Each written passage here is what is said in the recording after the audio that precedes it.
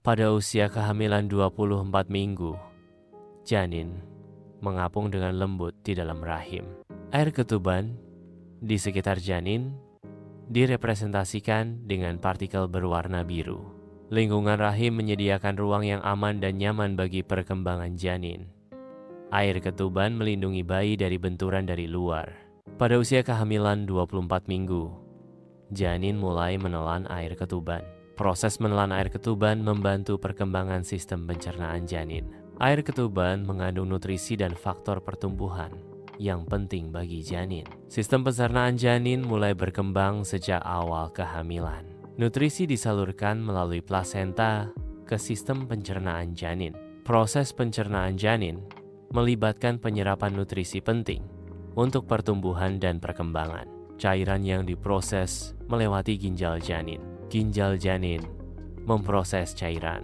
Animasi menunjukkan proses cairan dalam ginjal janin. Pada usia kehamilan 24 minggu, janin mulai melepaskan urin ke dalam kantung air ketuban. Urin janin bercampur dengan air ketuban yang berfungsi melindungi dan mendukung perkembangan janin. Proses ini merupakan bagian penting dari siklus air ketuban dan fungsi ginjal janin.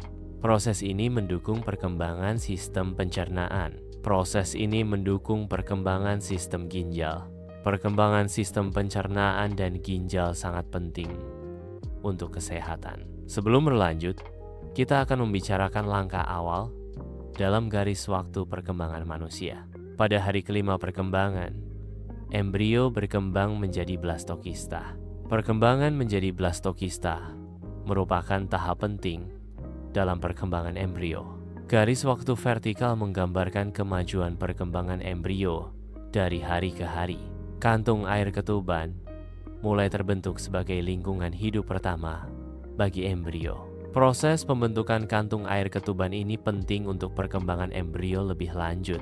Kantung air ketuban menyediakan perlindungan dan lingkungan yang stabil bagi embrio yang sedang berkembang.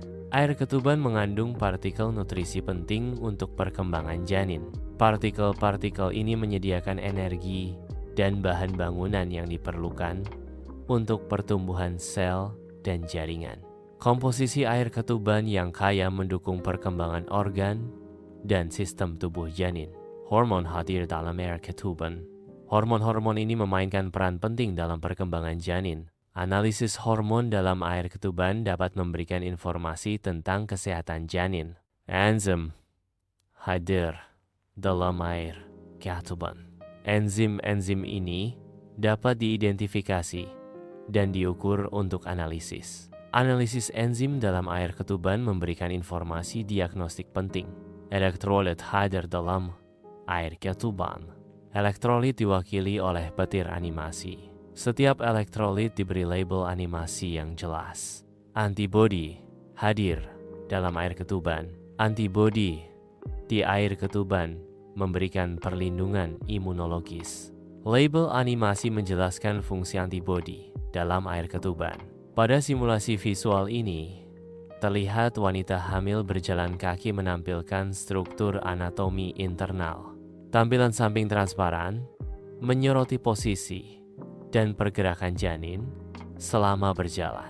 Simulasi ini memberikan visualisasi interaksi biomekanis antara ibu dan janin. Ketika seorang ibu tersandung ringan, air ketuban di dalam rahimnya beriak lembut. Air ketuban berfungsi menyerap goncangan, melindungi janin dari benturan eksternal. Sifat elastis air ketuban membantu menjaga lingkungan yang aman dan stabil bagi perkembangan janin. Ilustrasi bantalan alami dapat berupa lapisan lemak pada hewan laut atau struktur seluler pada tumbuhan. Bantalan alami melindungi dari benturan, tekanan, atau perubahan suhu ekstrem. Dua rahim ditampilkan berdampingan untuk perbandingan visual. Rahim dengan air ketuban merepresentasikan kondisi normal selama kehamilan. Perbandingan ini menyoroti perbedaan visual antara rahim dengan dan tanpa air ketuban.